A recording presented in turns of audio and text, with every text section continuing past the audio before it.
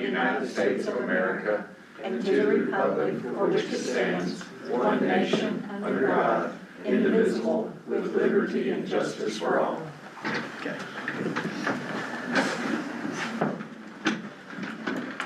All right, we'll do the roll call. Justin? Here. Owen? Here. Nancy? Here. AJ? Here. And Don is an excused absence, he's out of town. I will accept the motion to approve today's agenda. I'll move to approve today's agenda. I'll second. All those in favor, say aye. Aye. Aye. Opposed? We'll move on then to the Tourism Director report. You're gonna appreciate my report today, because I'm gonna be short and sweet and not talk about everything on the agenda. I like it when I say I've got the experts here to give us our report as we move through this. Couple things I do wanna update you on. The short-term rental process, permitting process is up and running. We've received about 150 applications so far. I know you're scheduled to come in and double that number soon. So, revenue on that's about $27,800 so far on those permit fees. And that includes the fire inspection. So those are completed applications. There's another 100 or so that are working through the process right now. So that's the update on that. Caroline's administering that. I just spoke with Heather. She was on the phone with the auditor. We do have some holes in our short-term rental process, but we're getting it cleaned up and we'll have it fully implemented and be a professional little village collecting our taxes. We do have challenges with Airbnb, not so much Vrbo, but Airbnb is a challenge. Even when they work through companies like Evolve, we aren't getting what we are what we're requesting, our lodgers tax dollars, and they aren't allowing Evolve to pay it so we've got to figure out a way to work around the Airbnb issues or work through them, and I may come talk to you and get some advice on that. Yeah, and I have the phone number and contact information for the lawyer at Airbnb that you would use to have them automatically remitted. Okay, because we're gonna have to get into that, I have a feeling. All right, that's it on short-term rentals. On Advanced Air, I sent you all the reports for the winter, for the whole time period. We started strong in December. We started strong with snow as well. And we ended up with about a 47.7% load factor on those flights, which from what I understand, a small mountain airline, that's not bad for first year performance. That was pleasant, good news from what I understand, but no experience that. We have received Colfax County was awarded a $200,000 grant to promote those flights this summer from Albuquerque to Angel Fire. Colfax County has asked the Village of Angel Fire to administer that grant and Caristo Creative to do the work and place the media and direct those funds. So we're working with that plan now with Advanced Airlines to put their tracking in the ads, make sure we get footage for the creative process of the actual planes that we're using into Angel Fire and get that running. We're hoping to get that up and running mid-May. The flights start mid-June. So we'll get on that. We will have a $22,000 match to receive that $200,000, and we'll be targeting Dallas and Albuquerque with connected television, outdoor, and a heavy social media presence. So we're looking forward to that. We have, Monica and I worked, and Monica applied for a New Mexico Tourism Cooperative Marketing Grant, $147,000 grant. We'd have to put up about $40,000 matching funds for that. The reason the grant's more attractive this year than it has been in the past, we don't lose our brand identity as much. If you notice in a lot of the New Mexico True things, the New Mexico True is a pretty strong brand, and then the little village or the town is smaller, and you sort of get subjected. You're under the umbrella of New Mexico True, and you get lost. Well, this grant will be for social media posts, and we don't have what they call the New Mexico 2 lockdown, which is utilizing their logo. So we'll be able to use those funds to promote our messages and promote our branding a little stronger. So we're looking forward to that. That was good news. Summer plans coming together now. We should have it soon. And I'll be able to get that out to everybody and we'll start reviewing it. As you've seen, we have a heavy event schedule booked up for the summer. Everything's booked, contracted. We're working through the stage. It's being shipped tomorrow. The tent is here. The barricades are here. We received permission from Village Council last night to go to RFP. Brandon is working with Julie on the RFP for the turf, the AstroTurf, the grass, the artificial turf that'll be on the ground. That's a big expense. It's a lot more than when we were looking at actually using sod. So we're going to RFP on that, see where we come in. What size did y'all? We're looking at the 240 by 120 footprint. And it's right back here, and there are stakes marked out. You can easily drive in from the side of the fire department, and you can see where the corner stakes are for that size. And if you look at it, if you're back that far from the stage, you're a ways back.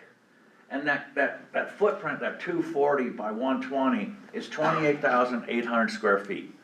Based on capacity measurements, 6 square feet per person for a concert or something, that would give us a capacity in that area of 4,880 people, which we know is high for us for the next couple of years. We don't have events that are gonna drive 5,000 people right now.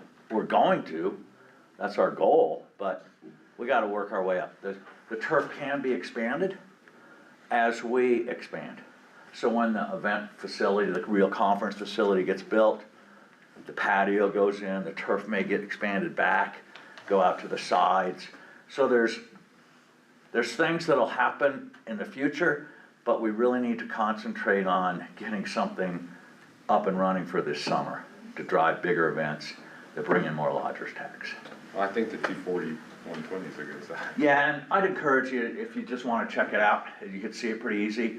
Kurt Epler's crew's done an amazing job grading back there. They've got the roller packing it out. By Friday, they're gonna start bringing in crusher fines. So it'll be pretty much to the final grade and everything. The one corner will come up, the drainage. Kurt's good at this stuff. He's got all the drainage laid out. It'll be professional, Awesome. yeah.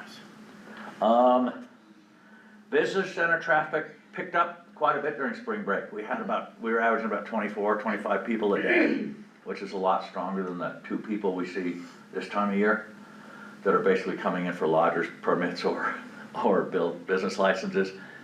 Tourism traffic goes away, but we're still functioning over there. Trinity's going out getting sponsorships, Caroline's administering business licenses and lodgers tax permits. So it's busy. Stop by. I think that's all I have for you today. Any questions for me? Thank you. We'll go ahead and move on to old business. Item A, advertising campaign winter performance update, Shift Media. Tim? Is that me? That's up you. You're on. Am I right in thinking I've got 3 hours? You're not. No. Let me share my screen. I'm looking in multiple directions because I've got 3 screens. It's like the Starship Enterprise over here. So let me get the right screen. Should be able to. Can you see my screen okay? Yes. All right, great. I'll try and move as quickly as I can. Is there a desired time frame that you want me to keep this within, Greg and team? I think usually when we go through it and you do this individually by the month, with me it's about a 20-minute process, then my questions turn it up to about a 30-minute process. If you need longer than that, it's interesting information. I'll try and move. I'll try and move quickly, but I'll preface with one. Thank you for having me. Thanks for making time. I'm well aware that this is a strange way to meet in a Zoom environment. So I'd love to be there. I'd love to. I'm in California. It'd be great to be there presenting this in person. Maybe one day. Zoom gives me a British accent. Must be a setting or something. But it's with. I'm sure that we come into this. I don't know how many people are in the room or joining from Zoom.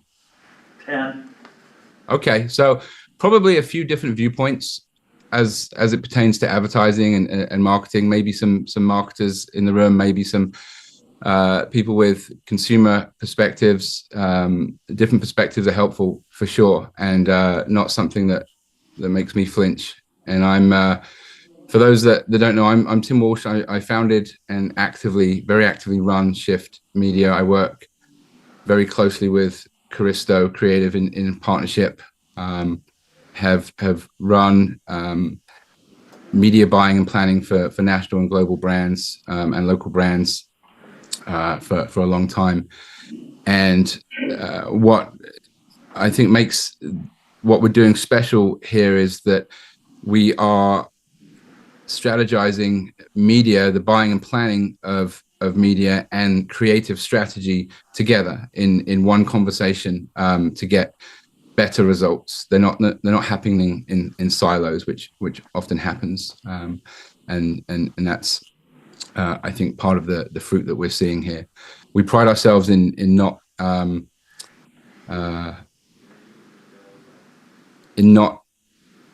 providing any kind of smoke or mirrors. We don't guarantee performance, and that's not something that we've done from the outset. And that said, I'll wrap up the intro just by saying that this is marketing, this is advertising.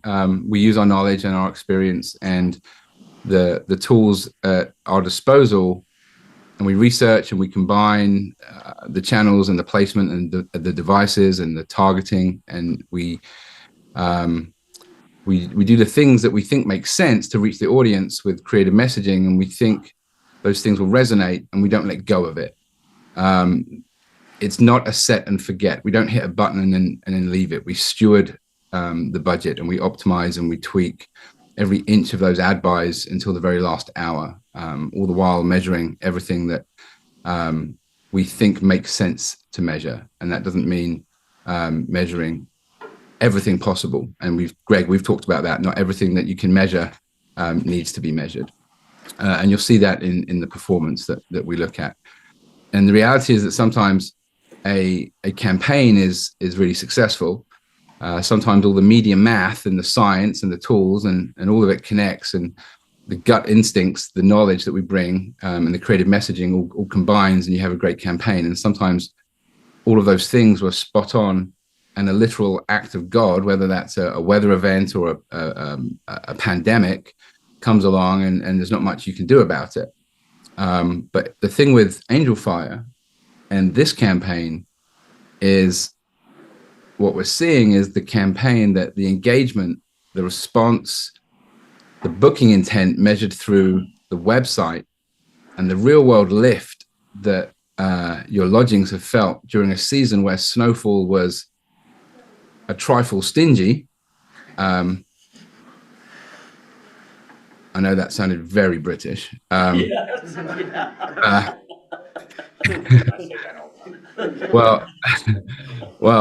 Well, this suggests that we have a formula for reaching the right audiences with the right messaging through the right channels. And we're very excited about this because it means that in a scenario where the conditions are a little less uphill, we can be even more successful. And if they aren't, and if we're still met with tough conditions, then we know that we can handle it and we can still be successful. And that's exciting for us. So I'm already taking advantage of the time that I have. So I'll move quicker, and I'll keep moving. But I just kind of wanted to preface with that. Let me. So when we review with Greg, we always start with the performance summary, and this is kind of the 30,000 foot view of what we're doing. When we started at the beginning of January, and we ran until the 7th of March. And the upshot was we, out of the gate, saw traction. We saw immediate traction. We went from the website getting 120 visits a day to 1,500 visits a day, up to 3,000 visits a day at the end of February. We saw growth in social followers.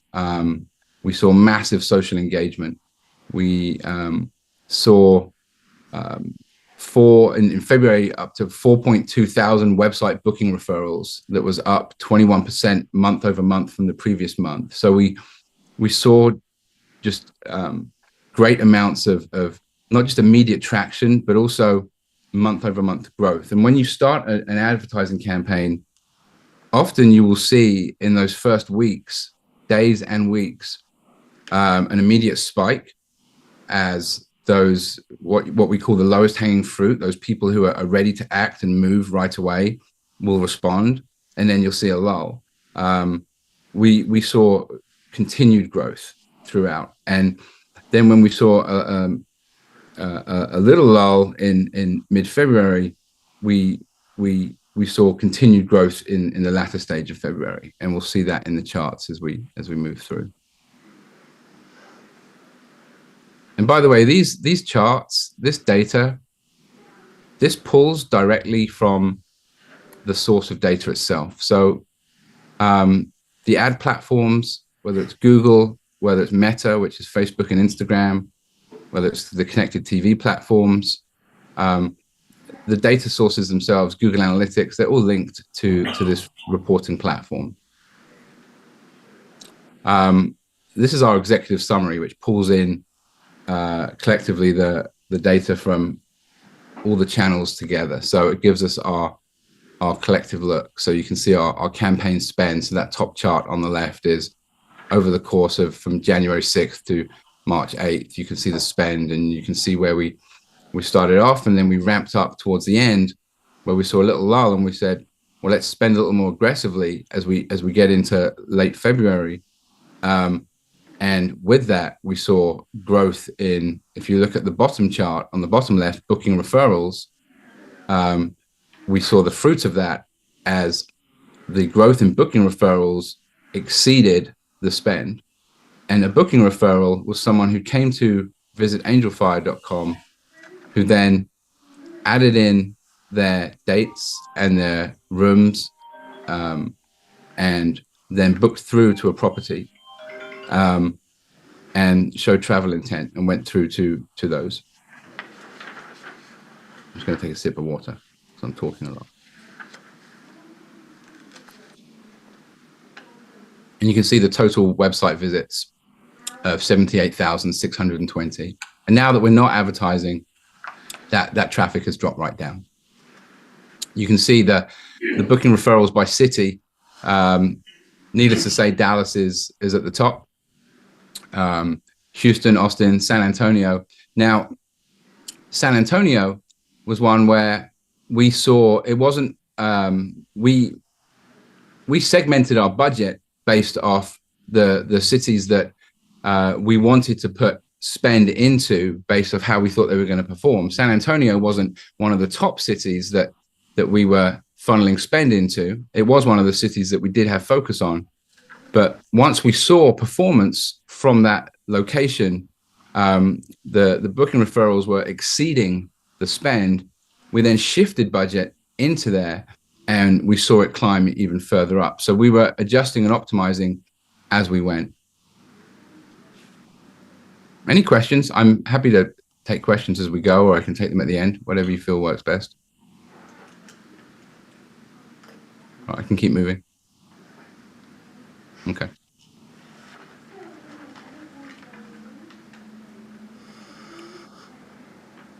So Google Ads, here we're talking about paid search. That is when someone searches on Google, types in a question or a query, and we're responding with a paid search result that is essentially an ad, a paid result, making sure that we're at the top of those results. And it's really a keystone of a channel when it comes to advertising, because it's one of the only channels that is reaching hand raisers. That is people putting their hand in the air and saying, I'm looking for this information, versus other channels where we are driving awareness and we're trying to get in front of people. This is responding to that need.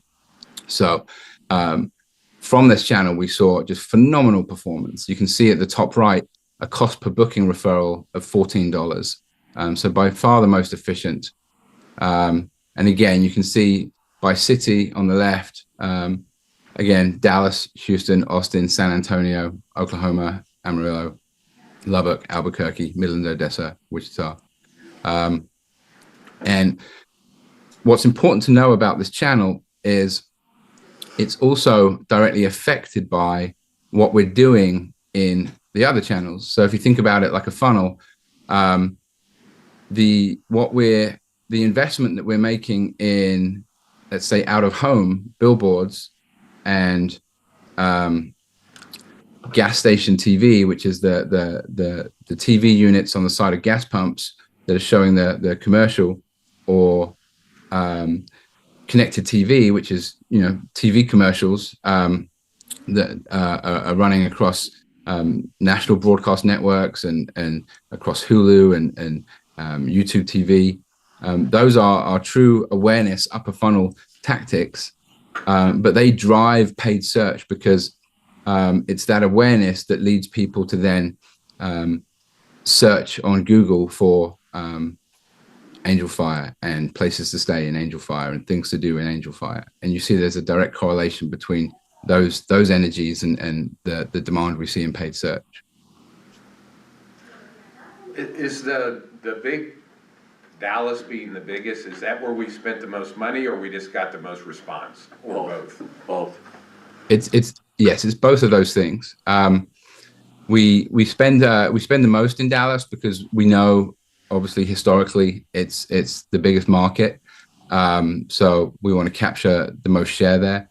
But it's also the most response. That we couldn't spend enough there. As in, we could take, in this sense, we could spend a lot more in Dallas, but then we'd be neglecting those other markets. So there's an even bigger opportunity there. But it's to answer your question, it's both of those things. Okay.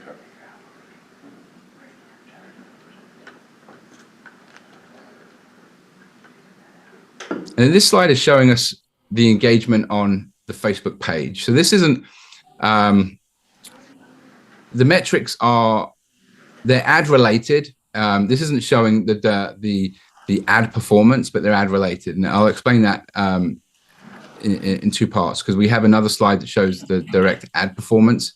And what I mean by that is the new followers that you see on the left, the second chart down, that is a product of an ad campaign that we're running.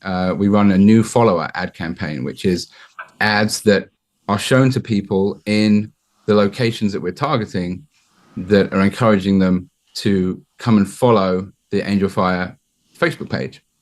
And the reason we do that is because having people in our network, in our captured audience, is high value, because then we can continue speaking to them. We don't have to just advertise to them over and over. We have them in our audience, much like email marketing. Once we have them, we can continue speaking to them, and we can convert them. So that new follows is a direct product of that. And you can see versus a year ago, growth of 5,000, 6,000%. And it's the same with Facebook post reach. The reach is the number of eyeballs, the number of people, unique people that were reached by the content of the Facebook posts. And we have ad campaigns that are promoting the content. So the great content that's being shared on the page that is talking about the things to do in Angel Fire and the events in Angel Fire, we're putting ad dollars behind those and amplifying those posts to the audiences in Lubbock, in Amarillo, in Oklahoma, in Midland, Odessa, in Dallas, and so on. And with calls to action to go to visit angelfire.com. So that they're ads in and of themselves, but different to the ads that you would see that are more of a traditional direct ad on Facebook, which is just an image and a call to action. So that's the reach is affected by that. So that's why I say this is the Facebook page insights, but impacted by the ads.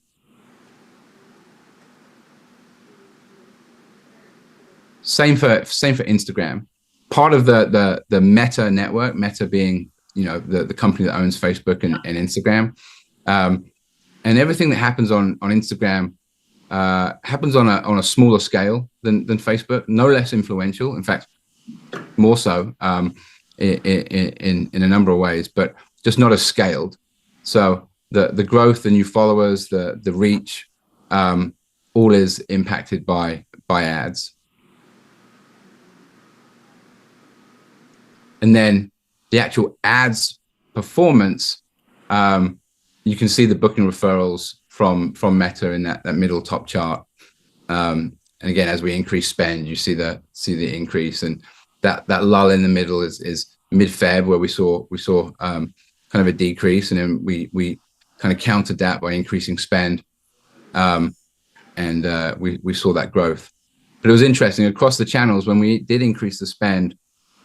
The growth in booking referrals, as I mentioned before, was at a higher rate than the growth in spend.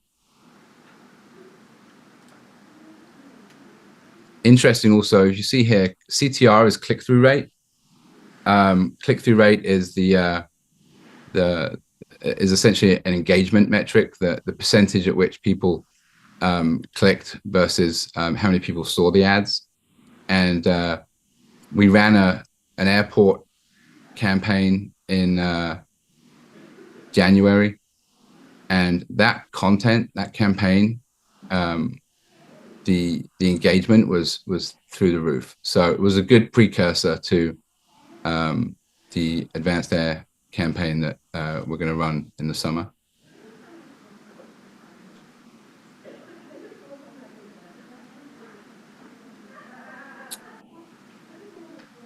DOOH, so digital out of home.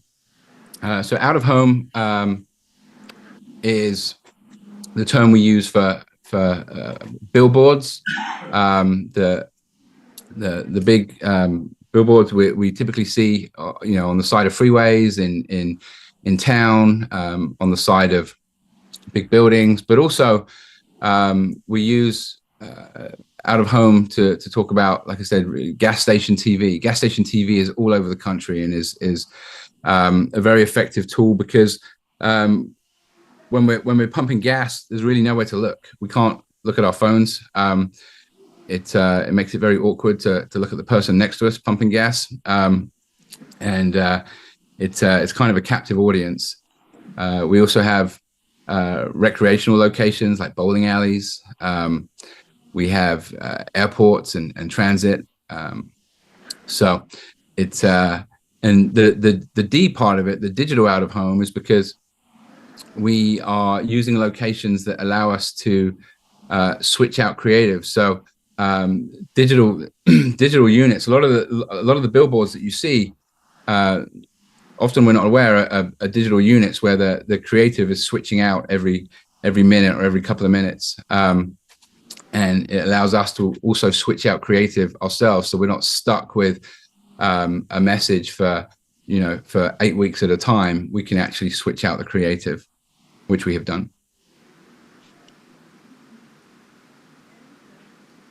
And with that, we can also be very targeted. We can our audiences as well. I mean, these are all served to audiences that are based off families who are road trippers, who vacation domestically, to couples who don't have kids. So it's all based off people who live in those locations, and the units that are local to those demographics and audiences.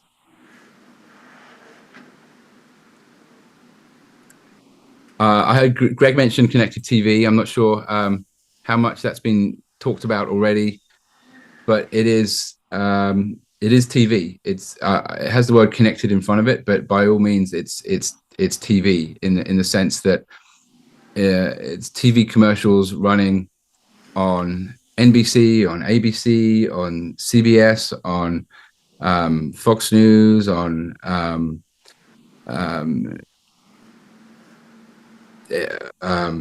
all the sports channels, ESPN, you name it, and it's essentially any time TV is being watched via an internet connection.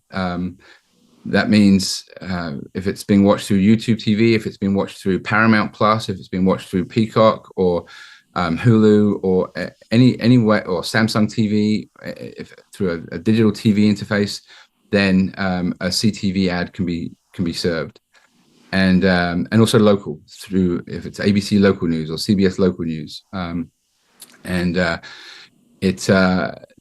what it allows us to do, because there's an internet connection, we can be very targeted with our audiences.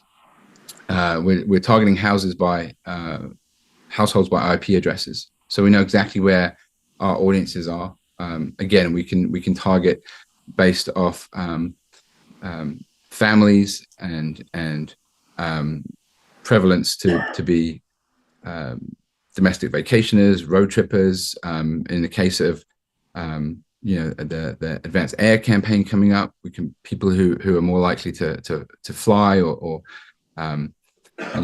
you can get very granular with household income, with shopping habits. So it's very different to the traditional way of buying TV, where you would just buy a market. And with that, we can measure. We can also measure that traffic and know how it's behaving when it comes to a website. And just like that, we're able to see the number of booking referrals and the website visits. You can see from the connected TV spend, not only are we serving a lot of TV ads, 2.5 million TV ads, but we had over almost 1,000 booking referrals from that. So you get the big picture awareness and the power of the awareness of a TV ad, but you also get the attraction of booking referrals as well, and from that, I'm sure, the actual bookings. And you can see the actual impact of the granular breakdown of how each network performs, and in terms of website visits and booking referrals as well. So like I said, there's a lot more data that we could actually be getting into, and for us, it's just not. We just focus on the data that we think is valuable for this campaign and what we should be looking at, because there's a state of analysis paralysis that you can very quickly get into when it comes to campaigns, and it becomes not ultimately very useful. Programmatic, and by the way, I'm coming into land quickly. There's not too much more.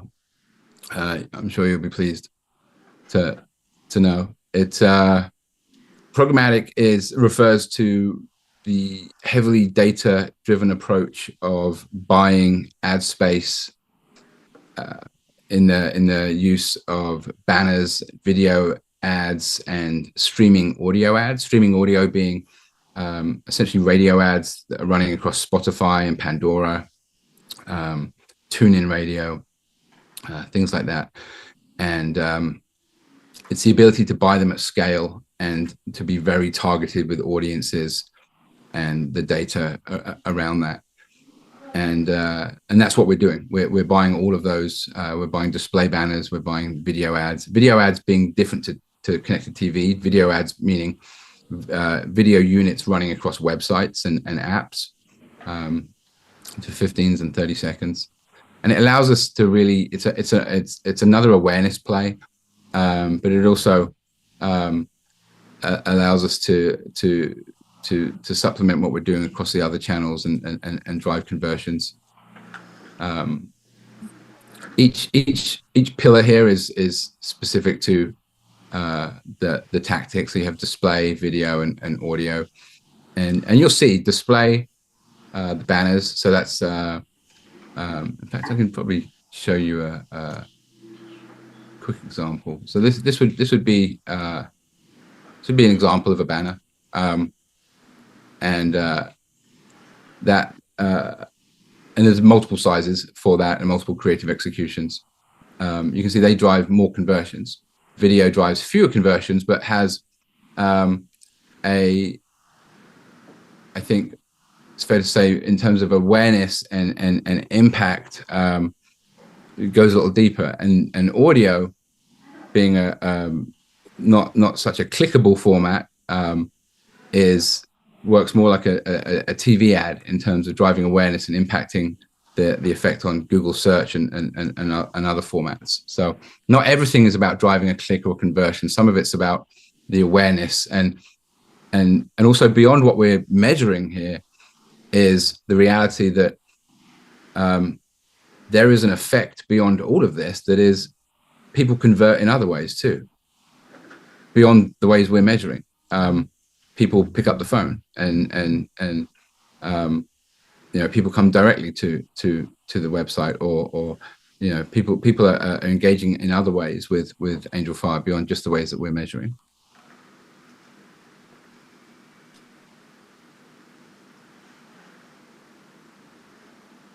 And this was a glimpse just at the airport campaign that we ran in January, which was just a short flight that we ran across a few locations: Dallas, Albuquerque, Houston, Austin. I think we'll probably for the summer flight, we haven't gone into detail yet, but we'll probably run in fewer locations.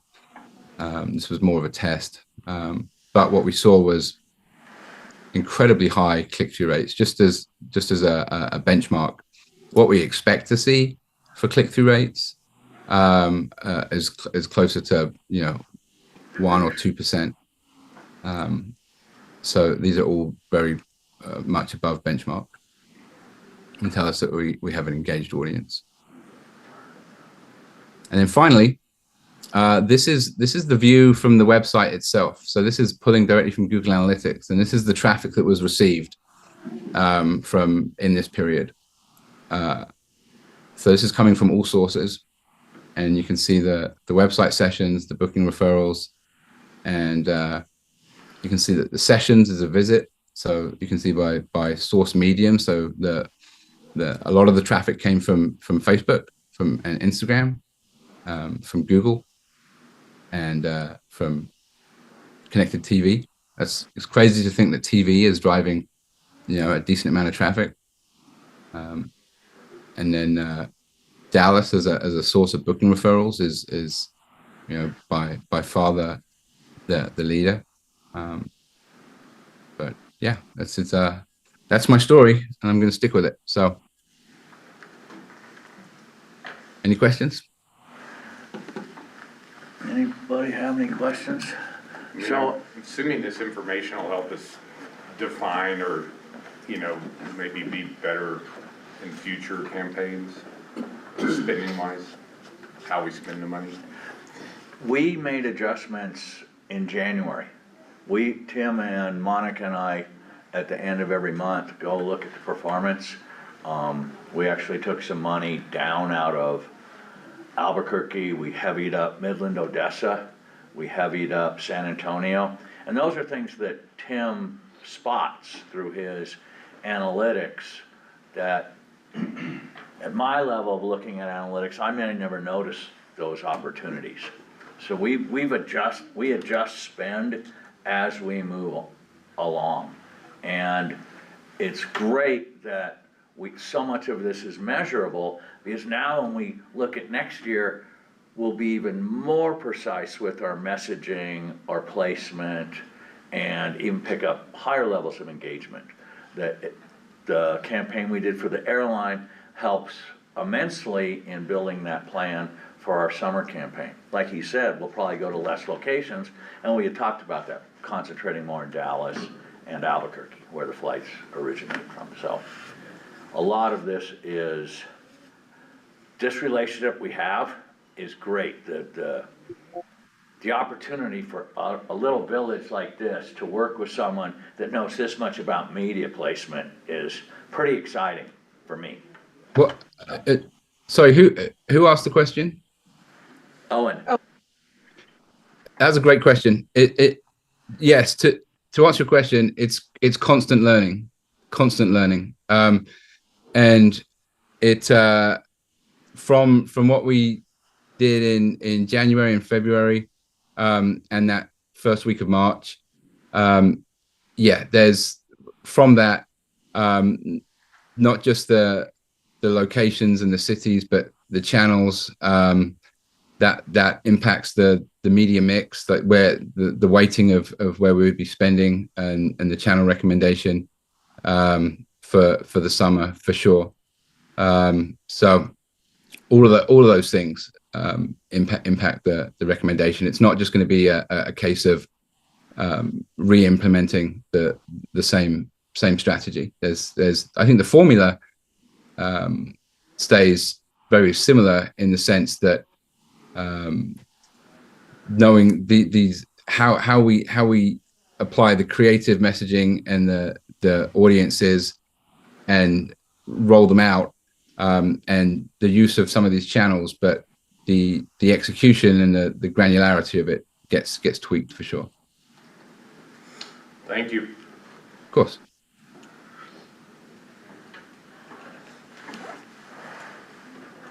Any other questions? Monica, do you have anything to add? No, I mean, the only other thing I would add, Owen, to your question is also, like, if you look kind of at, I think it was week 7 or 8, we noticed that, things were kind of dipping, and we also refreshed creative at that point as well. So that's something that we're planning for summer already, and that we have several creatives ready to go so that we can refresh when we need to. So that's just something else that we kind of, are aware of, that on these longer runs, we need to refresh that creative a little more frequently. Awesome. Yeah, I'd say like when the balloons are happening, that's gonna be a total different market than when the bike park opens up. Yeah. Areas.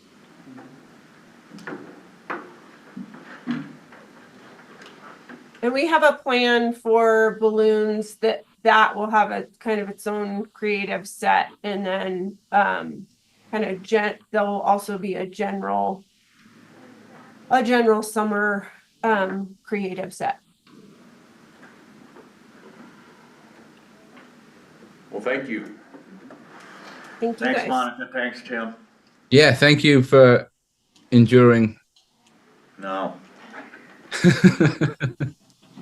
You had to come in for the skate park thing. You look like you're into that. Oh, Dex. I'd be all over that for sure. Um, What gave me away? The accent. Just a quick question. Do we need Tim any longer, or can we let him? I don't see anything else on the agenda. Do you? Is there, Greg? No. Okay. Bye, Tim. Thank you. Thank you. Have a great day, everyone. Yeah. We'll go ahead and move on to B, which is event facility update, which I think you kind of did Yeah. already. Sorry. That's all right. You're getting better. So we'll move into new business. Item A, New Mexico Bull Fiesta grant application discussion. Tourism has committed $8,700 so far for the Buckin after party music and $10,000 in advertising expenses. As we know, Nancy came to us last year to the community and put on a pretty good Memorial Day event, a nice bull riding event with some mutton busting. It kicked Memorial Day off, and it was nice to see. This year she's come back. We've been talking for the last few months. She wanted to move the after party out of her location. We're stepping up, bringing in some good bands that play off of the bull riding theme, so we can draw that crowd for more than just the bull riding event and give them a whole weekend of stuff happening. So we're stepping up with the bucking after party on Saturday and Sunday evenings after the events, here in our soon-to-be new events tent. Nice. It'll be happening. But Nancy's come to us with the proposal that you've seen. We're committed that $8,700 to put into the party. We're also on board to spend about $10,000 in advertising to promote bringing people to the event. Nancy's also got an ad campaign she's running to bring in the bull riders and the participants of the event. But she's working on stuff, so I'll let. Okay. I just thought I'd start out with the man that is all about the bulls and bringing the prize-winning bull riders. It's actually, it's going to be a great program this year, bigger and better, with all our help, all people working together. It's really exciting to us. In fact, I'll quote one of my past sponsors, "We're on fire about this event. We're still on fire." And I'm still on fire with this guy. He's my partner here. So, and he'll be providing the bowls, the judges, the everything that has to do with this event. And he'll tell you about it. So step up, Travis Law here. All right, everybody, my name's Travis Law. I'm with Law Enterprises LLC. We have a division of Law Rodeo Productions. We produce rodeos all over the state of New Mexico, along with taking bulls to PBR events. They're minor leagues as well as our major leagues. We were at the pit in Albuquerque for one night. We're sending bulls to Prescott, Arizona this next weekend. We'll be in Queen Creek, Arizona. So what I want to talk to you guys about is sports entertainment, okay? The sport of rodeo and bull riding, it's manifested through the past 20 years into entertainment where we're drawing in folks that have no idea what this is, you know. The PBR was recently bought out last year by TKO, which owns WWE and UFC. They spent $3.5 billion on it, purchased the PBR. They're marketing and towards a different crowd of people. They're turning their events more into a cowboy team event. So their single man competitions after 2025 will no longer exist. It'll be these bull riding teams competing against each other for a world championship in Vegas, because they're playing more towards your fantasy football individuals, right? Well, that's where we come in.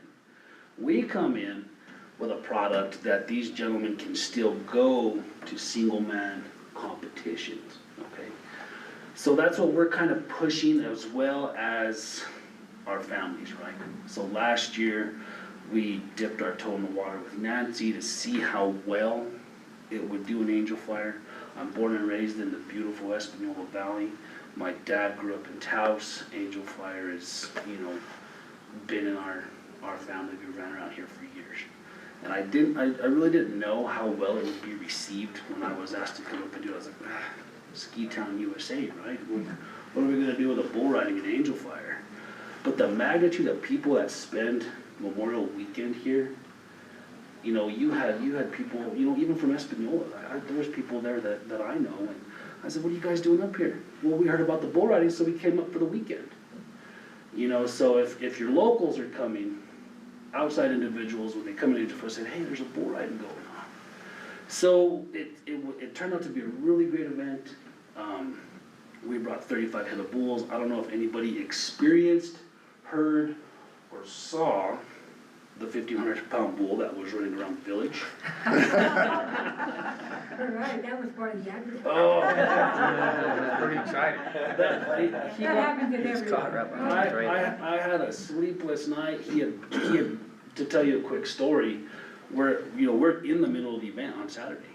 One cowboy's like, "Well, hey, where's my bull? Where's Razor?" And I'm yelling at the guys. I'm like, "Guys, bring Razor up, load him." My bullfighter walks up and he says, "Have you seen him today?" And so I look and I'm like, "He's not here." But he's notorious, he gets out everywhere. So I had a sleepless night, we couldn't find him, I didn't sleep that night, my son told me, he said, Dad, what are you gonna do? And I said, I don't know, I just hope he pops up, or else he's gonna be lost in the woods forever. But no, we found him, it was cool, you know, Cowboys took care of him, you know, crisis averted, but it was also great media, right? It was all over Facebook. Anyway, so this year, this event, it's gonna be, everything's a growing process, right? 5 years before you hit your maturity. And so year number 2, I already have bull riders asking me, when's Angel Fire? When's Angel Fire? Are we having Angel Fire? Are you doing Angel Fire? Yeah, we're gonna be there. They enjoy the atmosphere, and now with the things that you guys have planned with, you know, kickoff party, after party, it draws those guys in. The general age of a bull rider is from 16 to 25. You know, your pro competition guys are from 18 to 23. So they're all about that stuff. They're all about the rock star lifestyle. They love coming into new places. And to be honest with you, I really, really enjoyed the event last year, working with Nancy, and I'm excited to be back. I'm excited to come back. We're gonna try a few new things this year. We're having a bullfighter protection match, which we're bringing in some of the top bullfighters from the surrounding states that are gonna enter this competition. It's not a bullfight, it's a protection match competition, so they're judged on how well they protect the rider. I think we're having like 6 teams of those guys come in. You know, so it's gaining speed, and everybody in the rodeo world wants to be part of it. So on my side of it, that's where I come in. That's the side that I handle. Do you guys have any questions for me at all? I'm willing to answer anything about it. The protection team, that's the mounted guys? No, that's your bullfighters, the one on the ground, yeah, Okay. yeah. The ones that look like clowns. Yeah, we don't call them clowns anymore. They are professional that's- bullfighters. Don't tell them. Watch out. I mean, that's what I know. Well, very cool. Yeah, so, you know, we're excited to be back. It's great for me because it's not very often that I'm able to do something in my backyard, you know, so it's really nice. I'm an hour and a half away. And it's nice to do something where family and friends of mine can come up.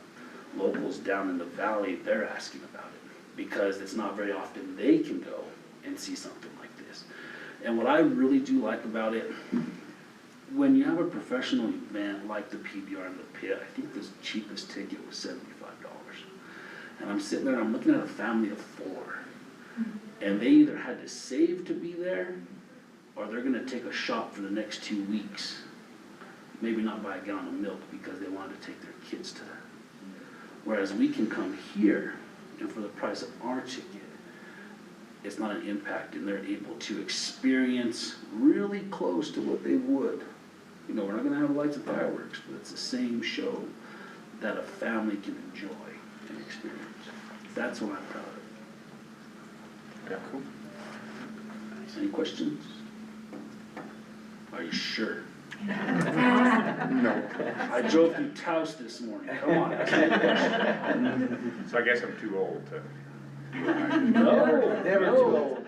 All you have to do is pay your entry fee and get on. Oh, and another thing I'm excited about this year is that, we're doing 100% payback. So when a cowboy enters the competition, we take a small portion out and call it a stock fee. But now we're offering the 100% payback. So everything they're competing for, they're getting it all back. You know, so they're really excited about that. They do not run into that often. Manager Weir had a question back here. Yes, sir. Yes, Mr. Chairman, I just was wondering if y'all are working with any of the local rental providers to do package deals? Yes, we are. Okay, Yes, great. sir. I know one is. So, if you have no questions with me, I'm gonna let Nancy get up and talk. I just wanted to say hello, so you can put a face with the guy behind. And, yeah, hope to see you guys all there. Come on out, hang out, have a good time. Thank you for coming in. Yeah, thank you. Thank you. All right. Most all of you know me by now. I've been here over 40 years. This is my 40th year in Angel Fire with Roadrunner. But this year, we've renamed our Mayhem on the Mountain to the New Mexico Bull Fiesta. And we had to do that because we were getting some flack on the name, and we really wanted to just create a new image that is much more exciting. The name, what's in a name, they say, well, to me, a name tells a lot. It means that we are more inclusive, more exciting. You marketers know that, right? Aren't you happy with this? Good, all right. So I'm here requesting quite a large amount of money, and we appreciate all the stuff our tourism department does here to help Angel Fire grow. And that's my intention here, is to get this bull ride off its feet and really flying. It looks like the wave of the future. And I did that last year, giving kids free, bring kids in free, because it made what we are all about here in Angel Fire a family event place. We have great skiing, great summer activities, fishing, you know, and here's the other thing. How many people can experience so close up bull riding at its, you know, usually that's the last event, that's what everybody wants to do. And in 2 hours, just 2 hours is our real rodeo. But the gates are gonna open at 3:30 this year, and then we'll have the rodeo, you know, grand entry. And I've already talked to some of our local princesses and queens of our county. They'll be here in the riding event, you know, in the beginning. It's just these little things that we had time to plan. I've been working on this all year. This is gonna be a grand event, and it's gonna just grow with everybody's working together. So let's talk about this this event. It's a family-oriented 2 or 3 night stay rodeo event consisting of adult bull riding professionals and nationally famous PBR bulls. That bull, we created a website here for just the bull ride, and it's an event that will stand on its own. We already have Facebook, you know, under that name. We're on Messenger, and the website just went up. Landon Dooley, one of our neighbors here, just in this Black Lake area, he has stepped up to help me create this great website. Every night I go there. I work my regular day, and then from 6 to 9 I go to his house. This is countdown. We're on fire. We got to get this thing ready. And now we're having a little bit of problem with you know, that our webmaster lives way over in Indonesia, but he's a really great one, and we can't read his writing, their location. It's all this chitter chatter, and then a little bit, but we're getting that fixed today. But I want you to know that we're also going to have online booking at our website, and we're also going to have some nice merchandise. And most of all, my biggest sponsor last year was this guy right here, Owen Curry, and he stood by us.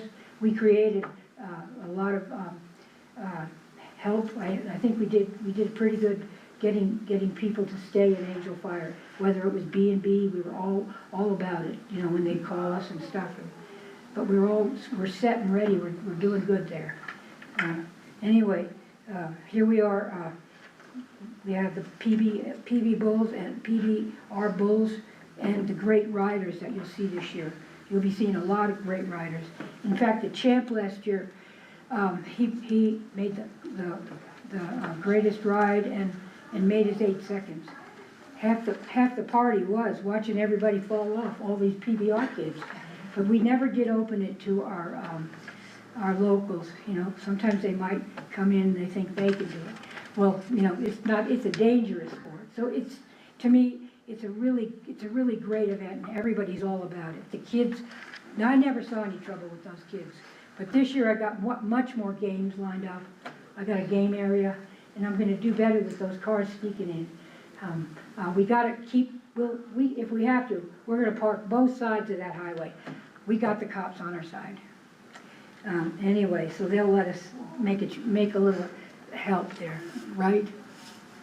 Well, you got in trouble last year, didn't you? Yeah, I got in trouble last year. All right, so My part. I'll keep him out of jail. Great. Anyway, here we are. Children's event, mutton busting. It also includes a veterans tribute on horseback with the flags and everything. They were really fantastic last year. And we're having them back. And I thought we might have a group from Espanola to show us that the young kids are riding the young calves, the yearlings. Oh. And, you know, that's got That is true. We also, this year, we're bringing in the mini bull riders. the real bull riders. It's just an event. There's a husband and wife contracting team that actually are out of Mona, and they take bulls to what they call the AYBR finals in Las Vegas during the National Final Rodeo. And so I spoke with them and I said, now listen, I don't want 30 of them. Just give me your 10 best. Come to Angel Fire with us.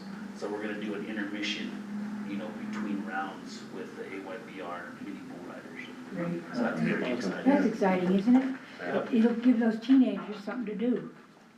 Another thing to do, that is. Okay, and then our tourist-related objectives are to provide a fun Western family adventure, affordable for all people of all ages. To attract tourists to spend the Memorial Day weekend, plus a day or two extra since they're having so much fun and it's so pretty and cool up here. Hope we don't have snow this year.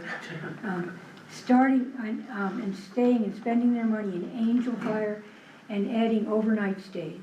To promote the beauty of northern New Mexico by offering an authentic and valuable experience from Angel Fire they take home. This is our heritage. It's not just fun and games, and it is to kids, but to us, we realize how important what we're giving is. You know, it's a life-changing experience to a lot of people. So now for the tough part. Let's look into the expenses and estimated budget on my end. Last year, 2,500 people attended. Ticket sales calculate the attendance. This year, we hope to serve 3,000. I'm really pushing. That's what I said. I will break that. I will break that line. We are bringing 35 bulls, 15 to 20 bull riders. We are expecting our advertising scope to include the National PBR Rodeo magazine. We also are expanding our sponsorships. We are adding a youth exhibition of teenage calf bull riders. But now my last year's sponsorships, they were just going on this just because they had a heart and they had a feeling in their soul that this thing, we need this. Where I came from, Memorial Day weekend was about the opening of summer. It was also, of course, first of all, about the veterans. But we also have to remember that, you know, it's about fun. Summer's here. It's really here on Memorial Day weekend, and I don't want to think that it isn't. And it really did show last year. Everybody was happy. We are bringing those bulls and the youth exhibition and new things. I just feel it now. Things are really going to pop this year. I've also enlisted in some, I've got sponsors that are going really good. In fact, local people who, if they didn't have a very good winter, I'm also trying to get them to do a little trade for me to help make my arena better. We have a lot of dirt movers and contractors, and that arena, especially that half moon around those 6 bull event things, you know, those chutes, I want that to be soft. I don't want the little kids crying. But their dad or one of the clowns, they were really right there on it. And this is Dina Murray. She had a few buttons, and we don't want to tell you what the buttons are going to be. They're going to be something really great. Those kids will identify with. In fact, probably some of the adult bull riders will like one. That's her donation, and her friendship with me all our lives here in New Mexico. Security expenses, 1,000 times 4 times 2. We have to have security in the arena and around, just to keep things, you know, on the up and up. And so we ask that of you for $2,000 for 2 days. Is that what I asked here? Yeah, 2,000 blank. That's the total for security. Fire truck, 1,000 times 2 days. We want to make this help the fire department. And since we have lodger's tax, and it's a very big necessity out there, we want that. In the ambulance, 1,500 times 2, 3,000. You can see that we need that. And police, we always have to have a guy in blue keeping everybody straight these days. That's $1,600, 800 times 2. Porta potties, sanitary, hand washers, four of them for 2 days. 1,000 times 4 times 2. That doesn't really add up, does it, 2,000? I'd like it if we could get, you know, a little more money on that, if we could. I'll look at it and I'll ask you guys that after, if I can. I'll leave some notes. But we need a lot of porta potties. Trash and sanitation, 600. We're gonna 600 times 3 times 2, $1,200. We need that, those sanitation and trash patrol, or trash cans and those things around more. Advertising, banners, flyers, ads, etc. $10,000. We're gonna put these events with the logo Angel Fire on the back corner.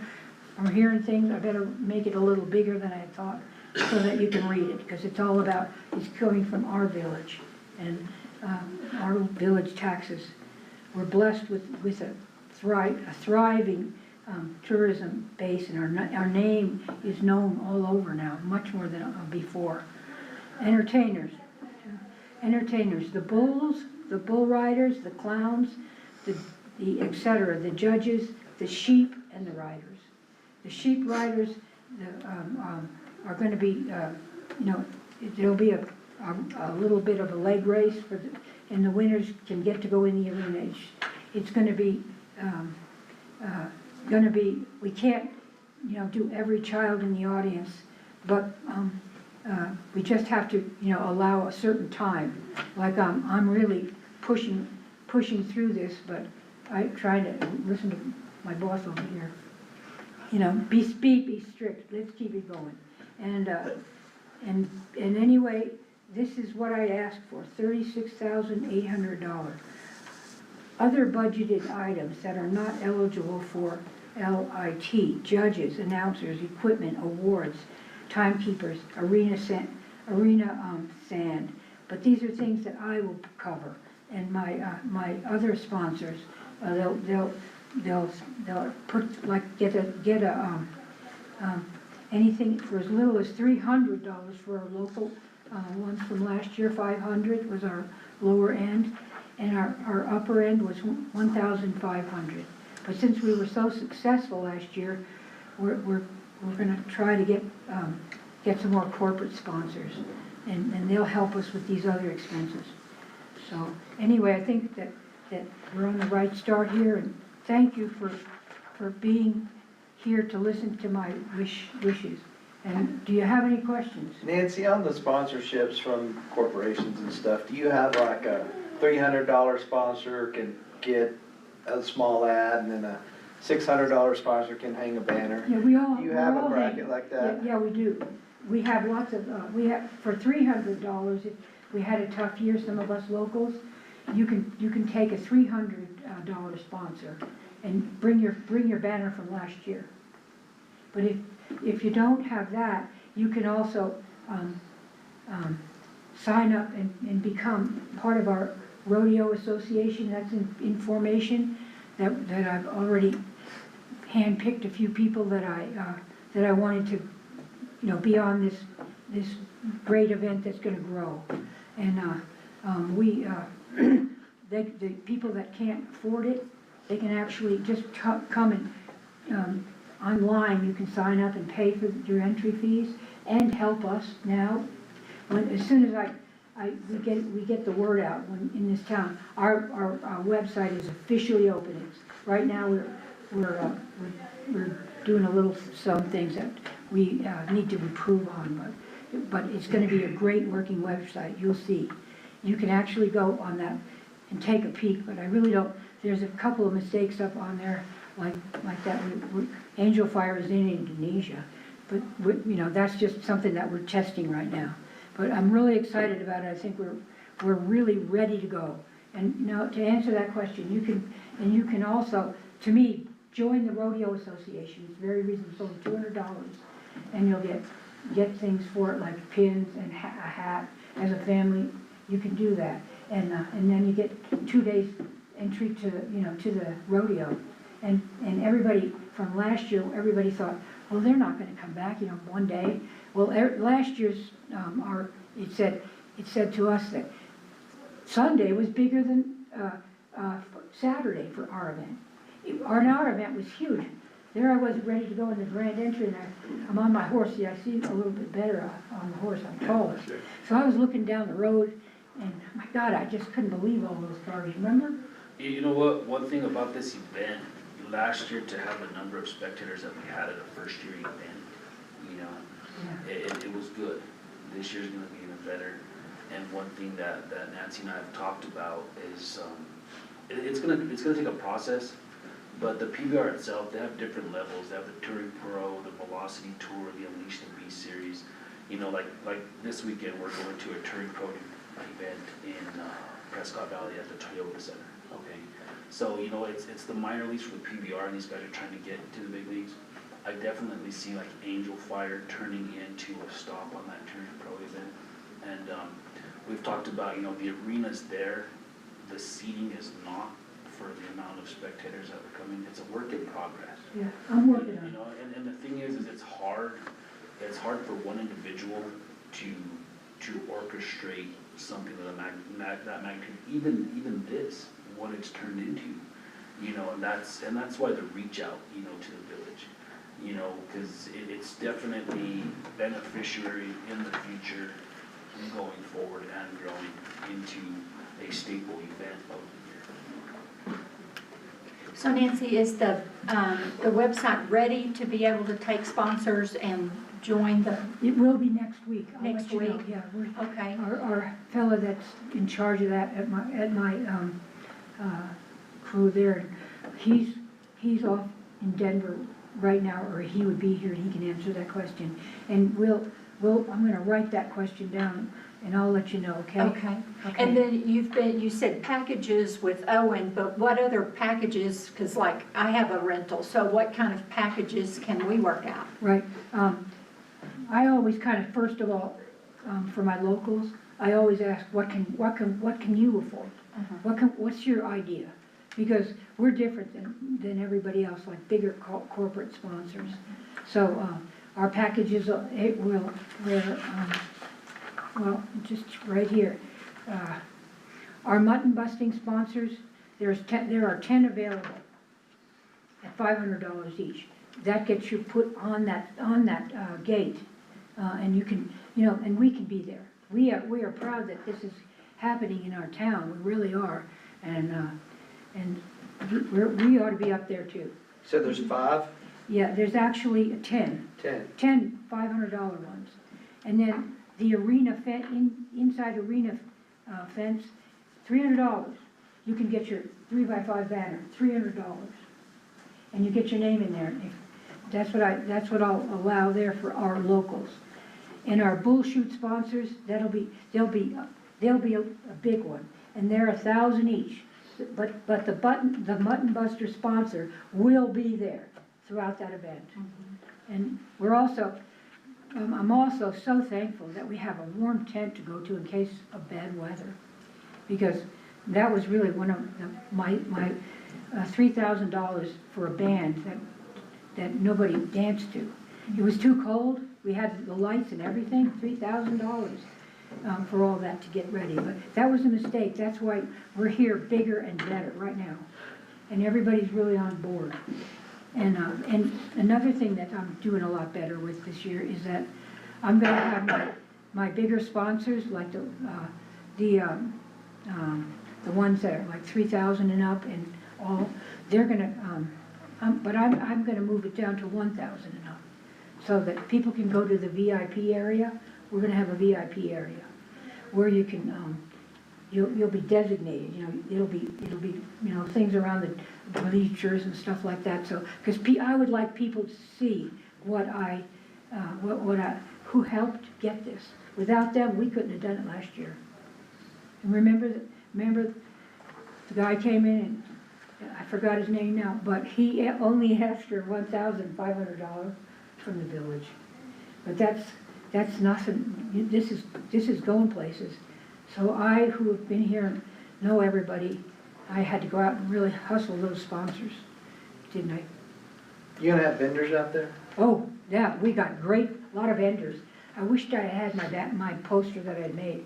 We've got like, it's gonna entail with all the different, like Fiesta, Bull, and things like that. That's my website's name. We got a lot of food vendors. We've got another vendor, with, Gary Bowen's gonna be a vendor. He's gonna have his little outfit out there. Sells corn on a stick and a bowl of beans, humble you down there a little bit. Sometimes it tastes good. And Is there alcohol served? Yes, there will be some alcohol served. Yes, I've got it. I've Oh, got and somebody coming in. I'm just curious, do you have like a rental special that you're doing with Nancy during that week? Is that? We're really pushing, Memorial Day and the balloons in general, and so Okay. we're doing a big discount email promotion for those 2 time periods, and typically we would have a 3-day minimum, but we're reducing it to 2 so that we're trying to focus on people that are within a 300-mile range, to try to get them in for the event, Yeah. that type of thing. So traditionally, strangely enough, Memorial Day weekend is maybe 40% full in Angel Fire. And it's always been a little frustrating to me that we don't sell out on a big holiday weekend. And so I really appreciated Nancy stepping up and having an event, and now the village kind of shoehorning on that event We love it. to create a, We should be a together on reason all for our multiple things. people to come. Even if you're not a bull riding fan, you can still come to the after party and the parties and the tent and everything like that. And I kind of view this as, that was 1.0, this is gonna be 2.0, and hopefully we just keep going up. And once we get some recognition from it, then maybe next year it will be an event that we could sell out Memorial Day. Yeah. That's what we're going What, with. Nancy, how does the mutton busting work? It's a question that we get a lot on social media, is how do people sign up for that? Is it, parents just want to plan, I feel like.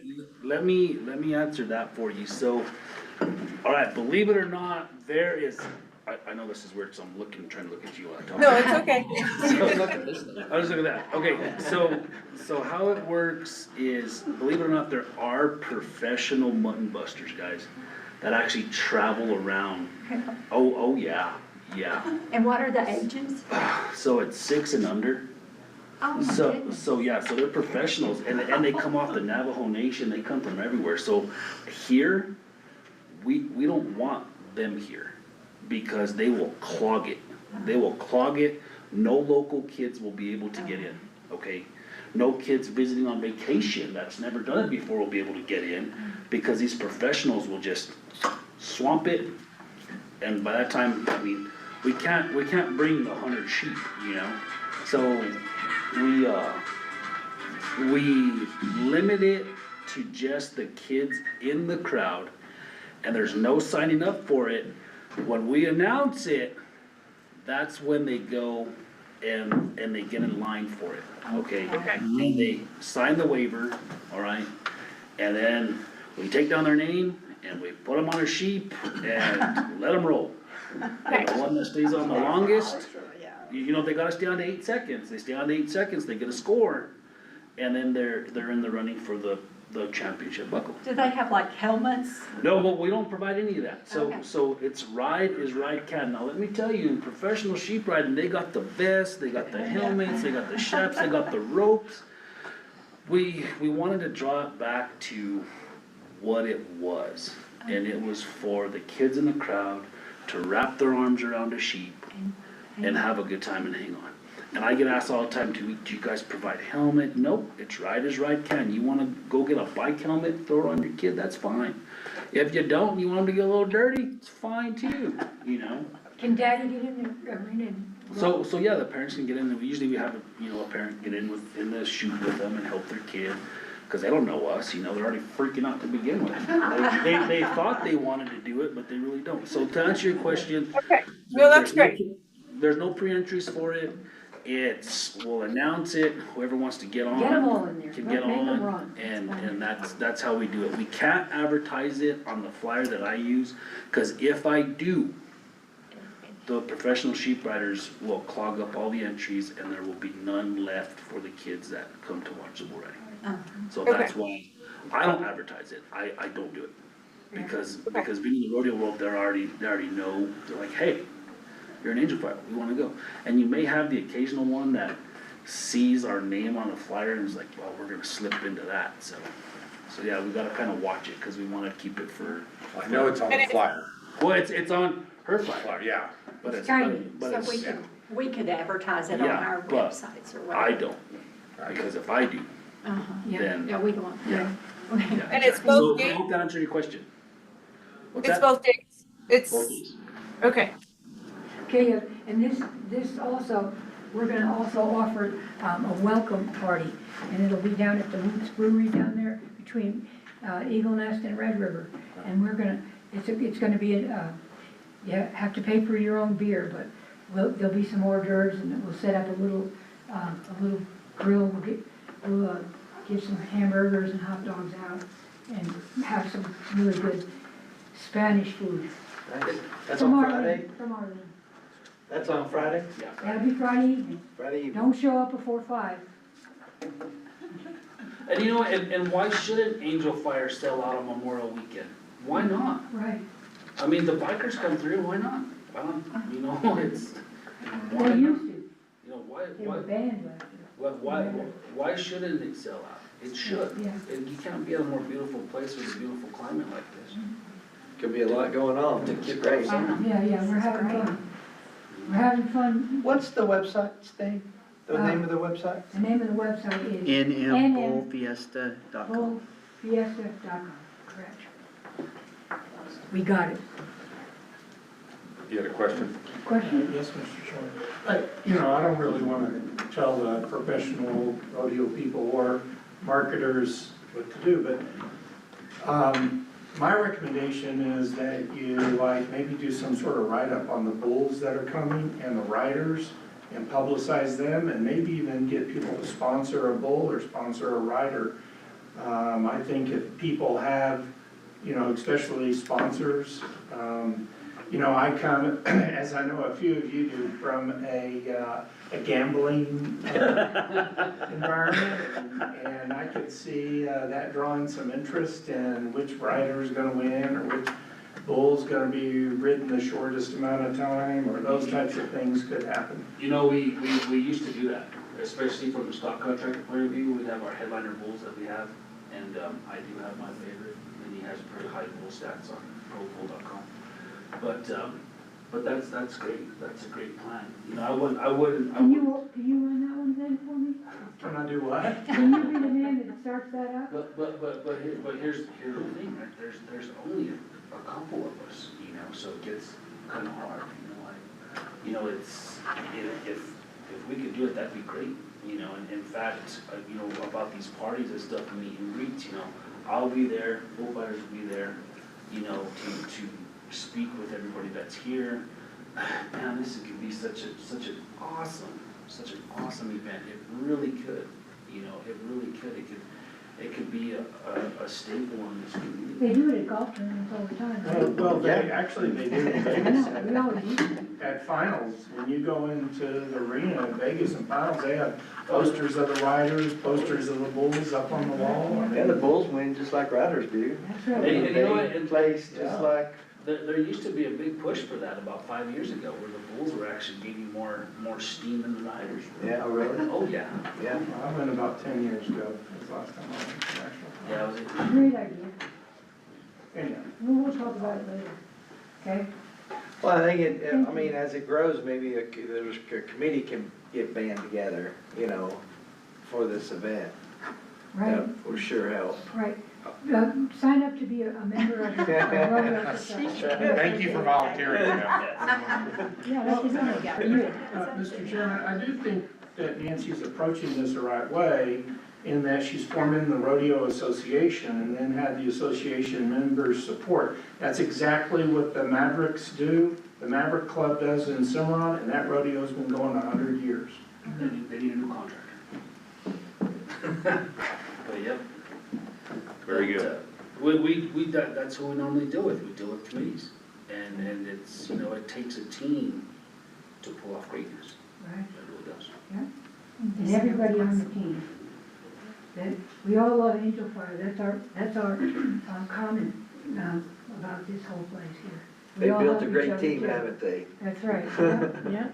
Well, any other questions? And if you do have questions and I can be of service, just, go on the new website and I can get to it, because I look at it every day. I got the Roadrunner, website, and I'm separating Roadrunner, from this event, as it is quite risky. And, we don't wanna lose little Roadrunner, to put on a major event like this. But, so we had to protect myself a little bit more. That's why I did that. But it's great. I feel a lot less, my shoulders are a lot less, heavy with this with me sticking this out and keep up with it. But I'm really excited about it. I wouldn't do this if I didn't really love it and this town. So you guys, thank you so much. Any other questions? If you need that kid on a little lamb, I got a neighbor that has some, okay? And Those anyway, kids got that's it. slammed to the earth within 5 seconds last year. Well, we're getting. None of them made we're it getting 20 We're feet. getting a great bunch of sand brought in. Here we go. We're starting working on our arena. And if you were noticing, most of the action was right around the arena, right around the half moon of those big bucking shoots. So if I were you, I'd try to get one of those banners over there. I just had a thought. Oh. The kids come free, right? Oh, yeah. Okay. What if you printed up a bunch of tickets for those people that have rentals in town? Put those in with your packages and say, here's a free kid ticket. Mhm. Yeah, that's a good marketing thing, huh? And I, then those kids will go wild. I think so. Anyway, it's a good way of saying, here's your ticket, you're already in. Okay, for something that is already free, but it needs that validation.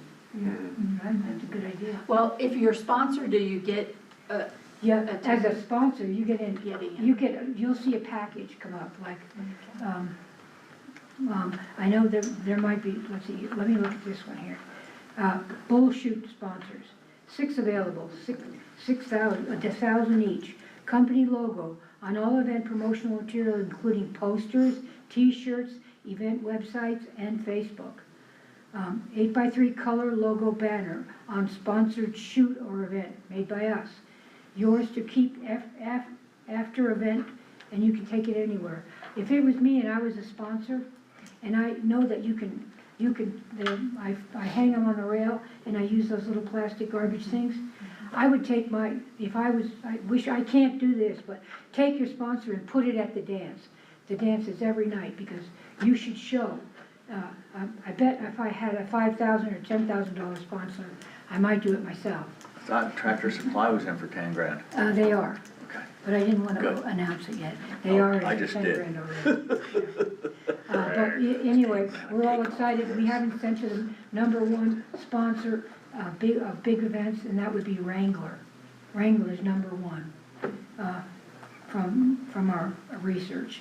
but we're gonna send them to the top 10. And it was our little Landon Dooley that went over to get some pig feed, and he talked to the general manager, and he talked to them into, the lady, she had 20 grand to sponsor the Taos rodeo. And anyway, they said, well, you know, we get a lot of customers from Angel Fire Tractor Supply, for their animals. So they said, I'm gonna talk to corporate. We can't do it for this year, but I can get you 10,000 if they okay it. And they okayed it unofficially. So that'll really take the burden off of us guys. But I'll get a little blood out of you when I know a guy that I need sand. See, he's already down to me on the sand. So I got big guys that can do the sand. We can get some sand in. I've already got commitment. And we can do a lot more things with, you know, all of our good contractors and whatever they do in town, we got them. So, and they're all aboard. So we're really starting good. Thanks so much, everybody. Thanks, Nancy. Sorry I kept. Greg, can you kind of, I don't really understand what we're gonna be voting on something? Yeah, I'm not clear on the ask. I got a budget for expenses, but I don't see a budget for offset on those expenses. And I know, Nancy, you got a lot of sponsors to offset these expenses last year. Not really. These are the ones that I need from you guys. Not, I didn't get a lot of sponsors. I have a lot of extra things to do this year. VIP tents and all this. Please, you could, if you want me to, I gave you the bull expenses. And did you, do we have that? Yes, it's, some of these expenses that I look at on this, I would look at the event promoter as their responsibility, not the Village of Angel Fire as a marketing arm. If I'm going to invest in an event like this, I'd like to see the revenue off of it as well. So that's how, if I'm looking at it from a business perspective as an investment in an event, if we're putting up a lot of money to be made, is this just gonna be profit in the promoter's pocket that offsets expenses? So we really need to look at these things moving forward. That's why we have the next item on our discussion line. And I think this is a great event, and I'm more than happy to offset expenses, but we are also not the person that's gonna cover basically the entire cost of this event, is what's being asked for. The $38,000 is the entire It's cost. what's legal in this thing that I asked for, not everything, but I asked for what was legal. Porta potties, ambulance, this and that. It's also the village that's. A lot of those services are things that we can arrange for the village. There are, you know, like the fire department, the police department, those kind of things. I can contract for them to be there, much like I would pay their expenses for the balloons event. So we can do that with village services. Can you talk about it then? Yeah. Yeah, But when I get hit with a big bill for $15,000 for bull riders that we did not pay last year. This was not a village expense last year, and the event happened.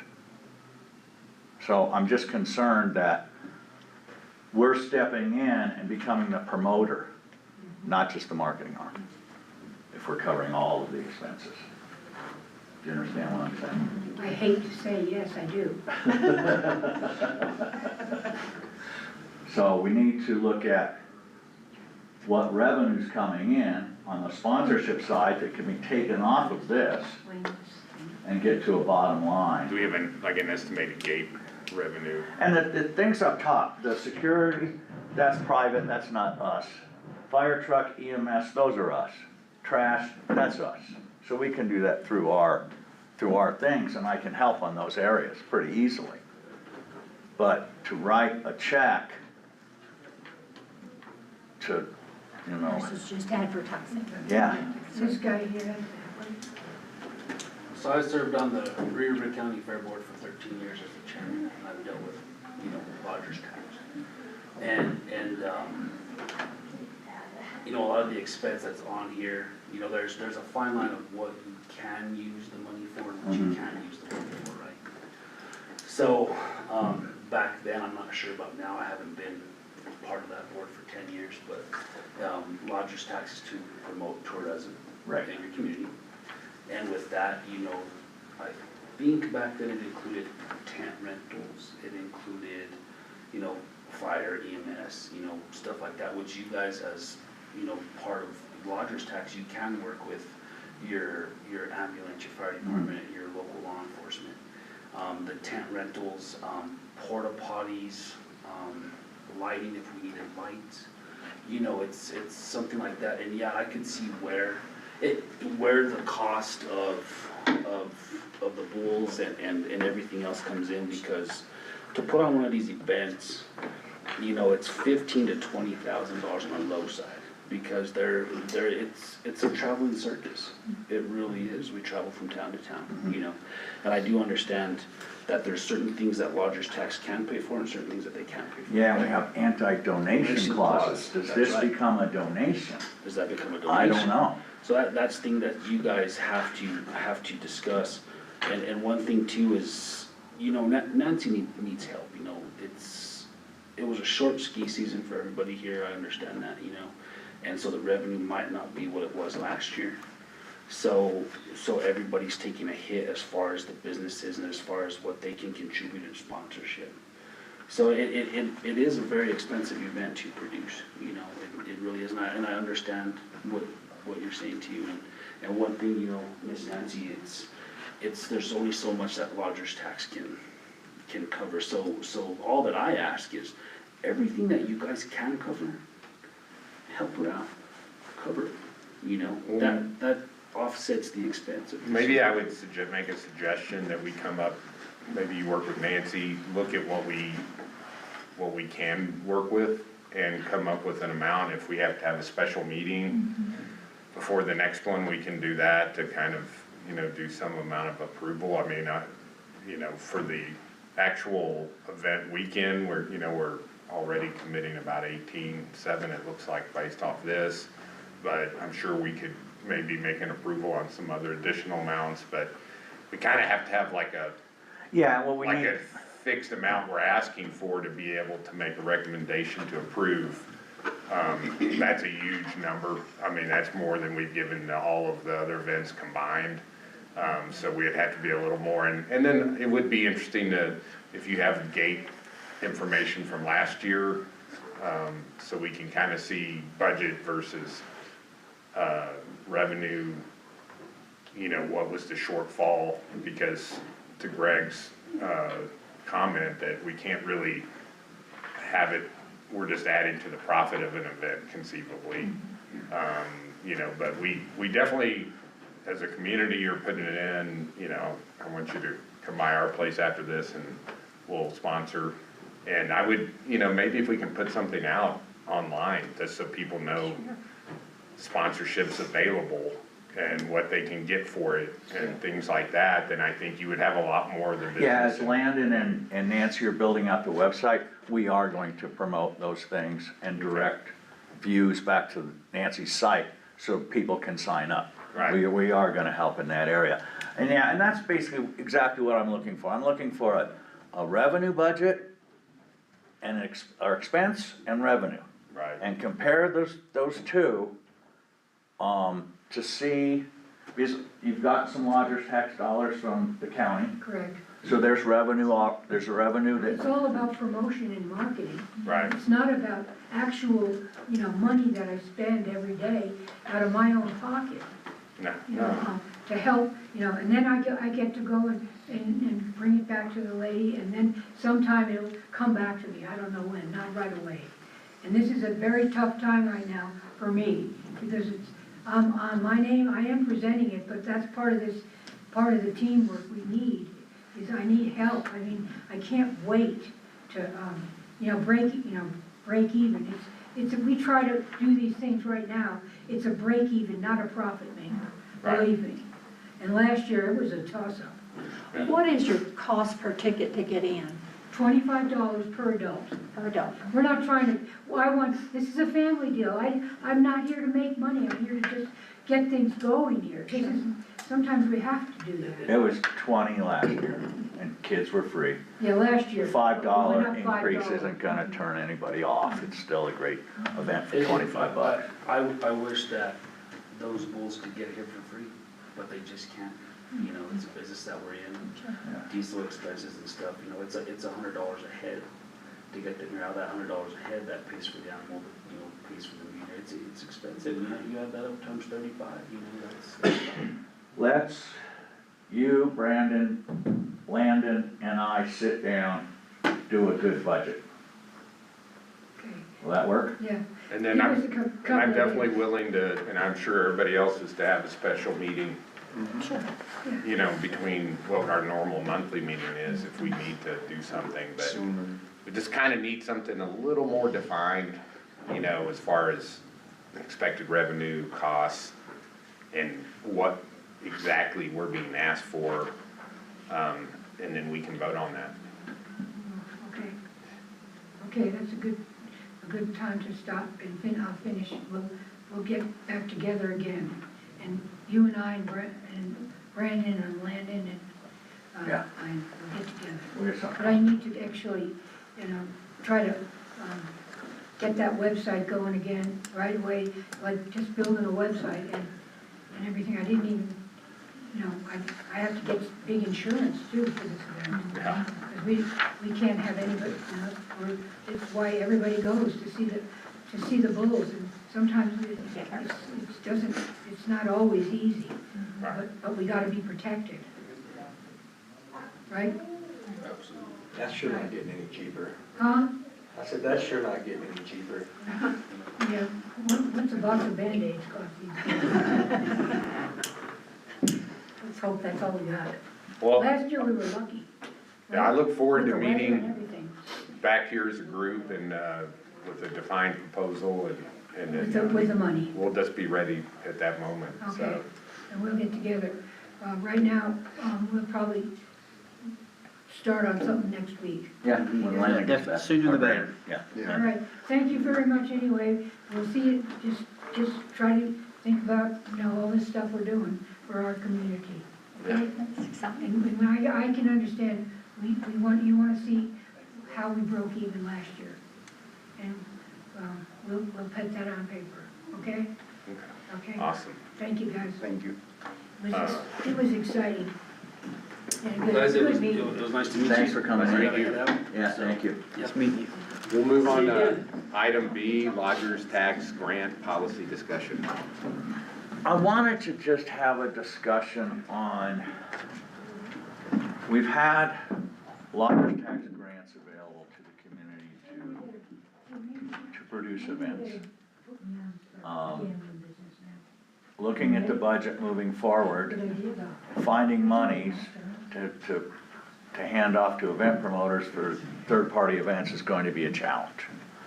We're trying to do bigger, better events, investing more in them, things that we're doing ourselves to drive our own events. If I've got a third-party event promoter that wants to come in here and bring Journey in concert, of course I'm gonna partner with that person and do it. But some of these smaller events, and I'm not saying Nancy, this is not a discussion on this. Some of the smaller events that happen in town think that they qualify for lodgers tax dollars and they're gonna bring people here and they can present and attain those dollars. I don't know if we're gonna have the dollars to support this type of program, if we need to look at just becoming the marketing arm of these events as opposed to the producer of these events. We do have anti-donation clauses in the village, so that is a concern.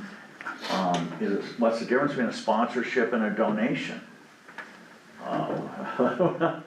Some attorney will have to tell us. So it's something that we need to think about as a board, determine what our policy is gonna be and what the application is gonna be to partner with us to market events, to produce events, or even promote events if that's what we decide we're gonna do moving forward. For right now, I have asked Shay to pull the application information off of the village website till we know what we wanna do. So that's what I think it would warrant maybe trying to have some kind of a work session or something to Yeah. come up with a, Yeah, like a policy and a go forward, because, you know, it is gonna be difficult, because we wanna support all these people who wanna bring events, but, you know, there is a finite amount of funds. Right. And we just have to kind of make sure that the money's being spent for what it's intended to be, first of all, and that it's being spent correctly, and that, we're within the guidelines of the state statute and the village statute. So, I mean, I think it would warrant having something, you know, maybe a work session, so yes. then we can vote on something and we can get it back up on the website to where people can apply. And it could be more defined, that way people know what to ask for right, versus just Right. presenting their budget for the whole event, and then we Right. have to try to figure out, well, we can't just give somebody $37,000 type of thing. We have to kind of just be more focused on what we will fund as a lodgers tax committee. yeah. You know, parameters, multi-day event, whatever it is. Yeah, Whatever those that things are. definitely brings in people for lodging. Yeah. So we'll need to establish that, and I think that's something we need to put together as a board, much like we did our mission statement. Yeah, we can't just, we have to have a work session to do something like that, so, I would think. yeah. Well, and also to include, I mean, are we gonna be able to allow people to use Liberty Square, Allen Fields for events? You know, if someone has a big event.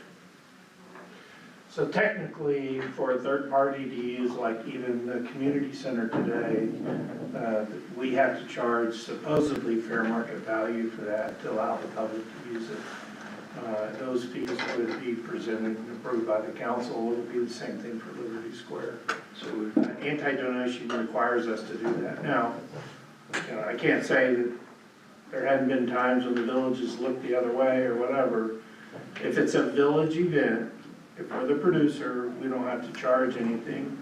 But for a third party to utilize our property, we're supposed to charge fair market value. Fair market value on a community center with no heat is pretty low. Still not eating. We're gonna fix it. They're working on it. It was a big break. It was a total freeze of the heating system and as well as the water pipes. And over 15 patches already, and we're finding more. Well, Greg, let's talk about putting that on the schedule. Maybe it can be in conjunction with, you know, a meeting afterwards to vote. Yeah, and Something. I'd like to get Don involved in it, make sure that he has some take on this too. So I think it's important that we all have something to say. We'll try to get something together in the next couple of weeks. And the last thing I'd like to say is the rules are slightly different. With the money you spend for village events, it's much more liberal than when you're sponsoring someone else. One of the challenges with both balloons and with Nancy's event is they are not in the village. So technically, we shouldn't be doing anything outside the village. Number one, our insurance may choose not to cover us if an accident happened. And number two, it could fall under the rule of anti-donation for us doing work outside the village to promote an event. Now, advertising is, you can spend all the money on advertising that you guys want, but when it comes to, you know, infrastructure, it comes to other expenses, because they're physically located outside the village, it brings anti-donation more as a concern. Well, and that would be something that I would like at that work session, somebody to be able to present exactly, if it's outside the village, what can we do, type of a scenario. And if there's something, just so you know, if you're unsure, it's something we can always take to legal counsel. Well, and I think that would be something I would like to know at that work session, like I would like for it to have already gone. Send me a list of questions, I'll give an answer. Awesome. Anything else? I call this meeting adjourned. Thank you, everyone. Thank you. Recording stopped.